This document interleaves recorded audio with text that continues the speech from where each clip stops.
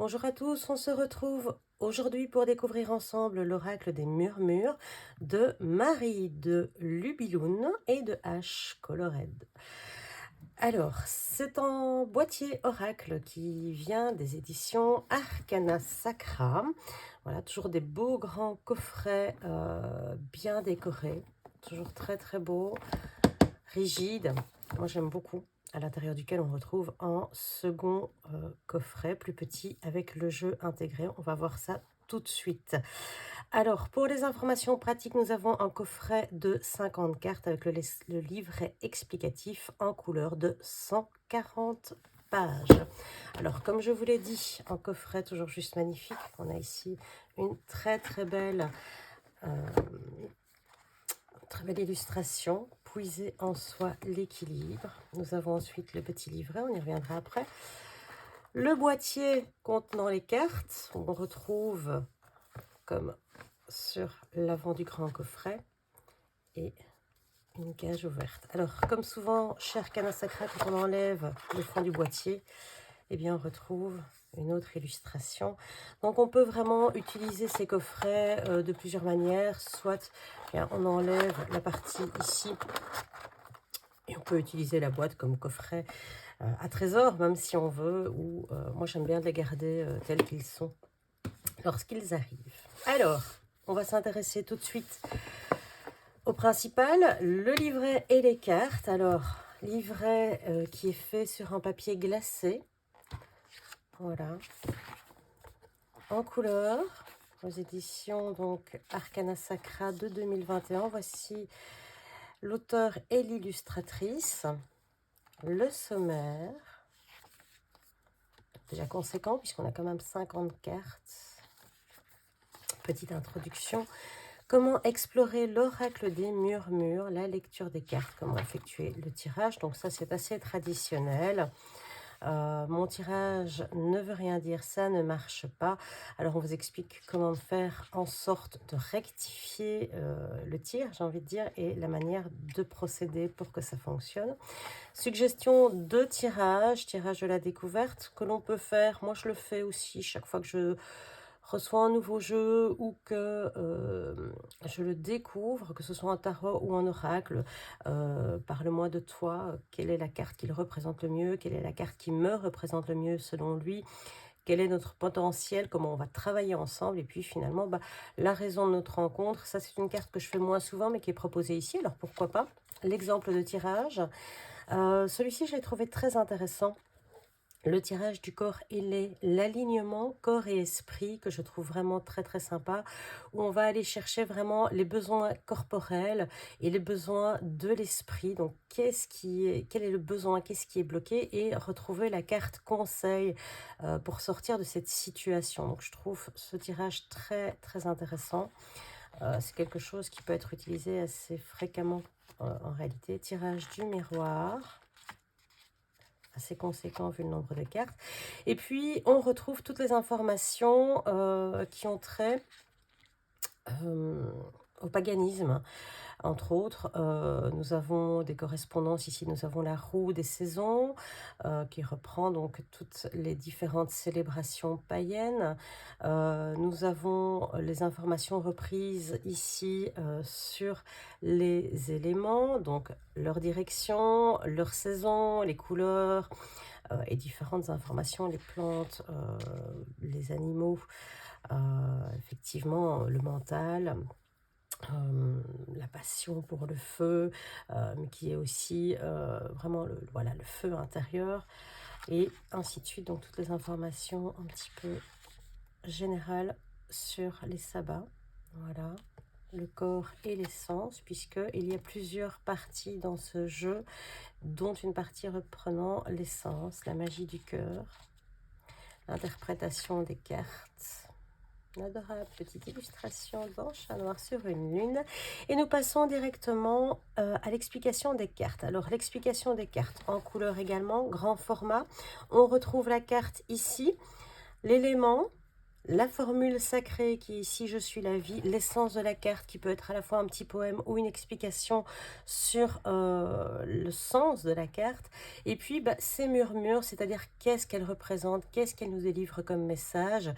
Et ensuite, ce qui est assez intéressant, c'est un peu comme quand on tire un tarot à l'endroit, à l'envers, pour ceux qui le font, eh bien, on a en équilibre, si cette carte on estime qu'on est en équilibre avec ce qu'elle nous explique, eh bien, dans ce cas-ci, bah, par exemple, c'est bien ancré, vous êtes en paix parmi le grand tout. Et si on se sent en déséquilibre, c'est votre ancrage vous fait défaut. Et puis le conseil, libérez votre pouvoir créateur.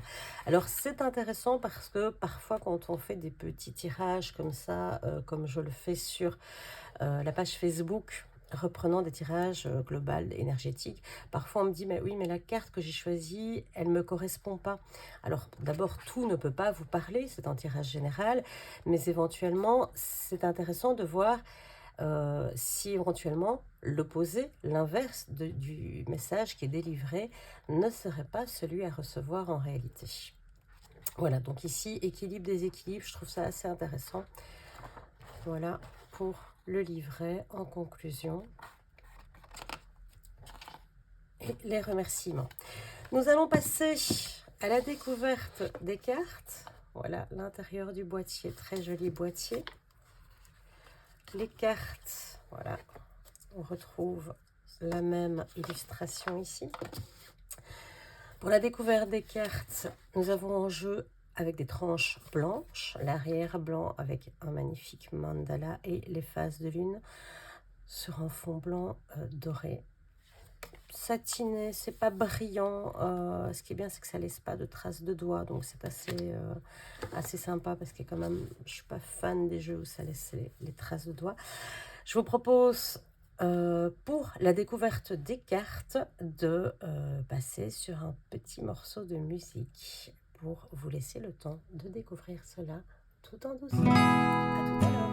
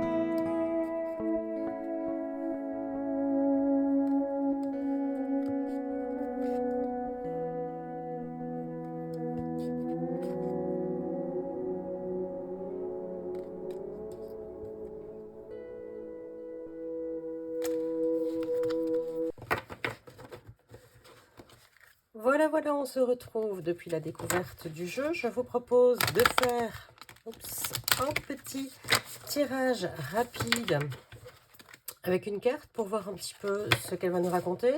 Une carte qui va représenter les énergies du jour.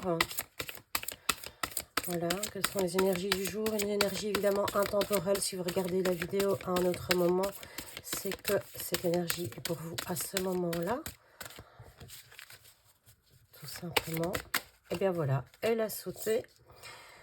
C'est la carte de l'aventure.